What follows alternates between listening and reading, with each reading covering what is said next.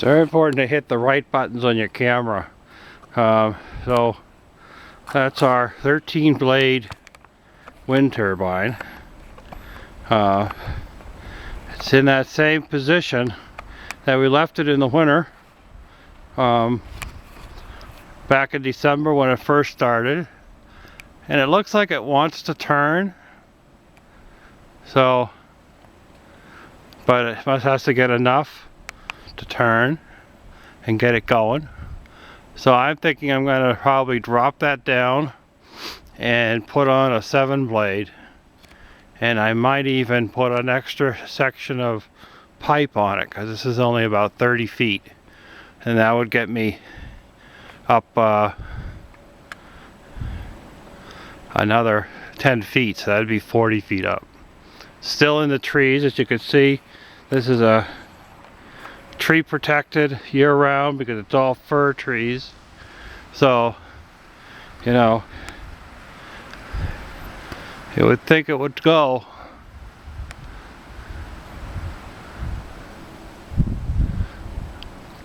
I mean, you can see it trying to turn, so it's turning into the wind like it's supposed to.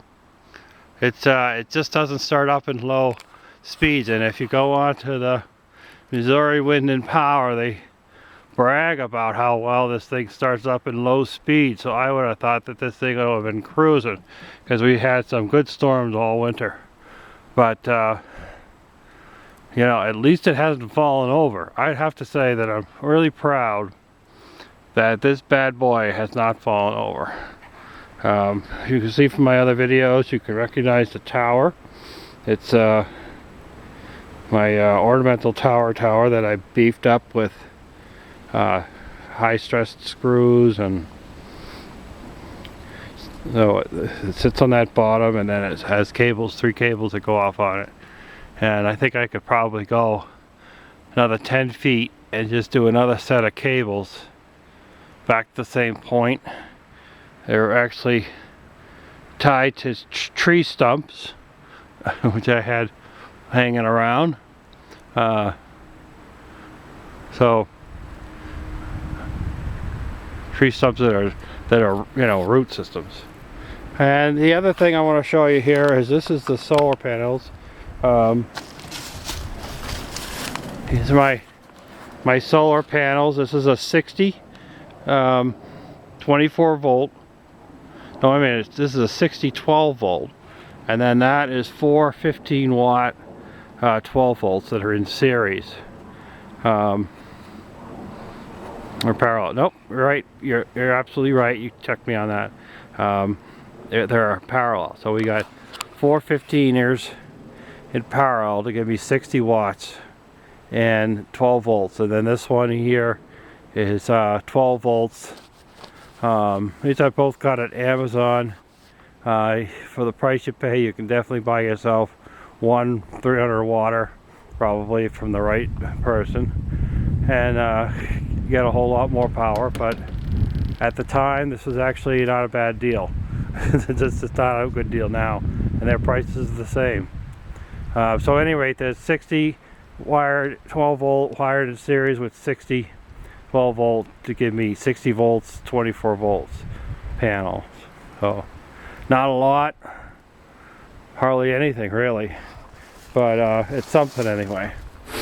So here is the watts up meter for the solar. So I'll get in close. These are the numbers. Right now it's cloudy. We're getting, you know, 2/10 of an amp, 4 watts out of 60, 24 volts. That's what's on the battery, so it's going to match the batteries. And so now it's strobing through the numbers, as you can see. I'll take this home and look at it, write them down, and look at the manual, which I downloaded off their website and got the full manual, so it'll probably give you more information about the numbers flowing through. And that's what it's been doing from the winter. So I had everything disconnected while I was redoing the system because last fall and summer I ended up moving the inverters inside the cabin.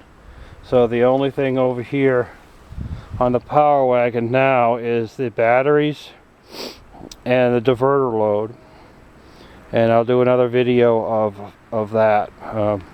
This is my power panel. I've got 2 outlets set up on here, one on a GFI and one not on a GFI, and I have it designed to the 120 panel.